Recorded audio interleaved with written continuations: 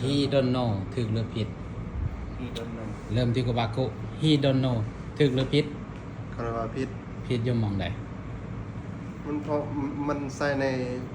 บริบทบ่ได้ก็จะ บ่ถูกในบริบท เดินแบบ ตัวใด คือแบบใส่ลาวคอยบ่ฮู้ลาวบ่ฮู้ก็กระทึกเลยนะ กระถูกบ่ กระทึกเลย คือว่าเรียนเด้อ อ่ะ he don't know he don't know ผิดอยู่หมองใด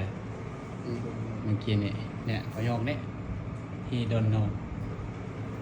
พี่ตุกโตประท่านจัน ประธานจังได๋ เพราะว่า he บ้างต้องเป็นdoesn't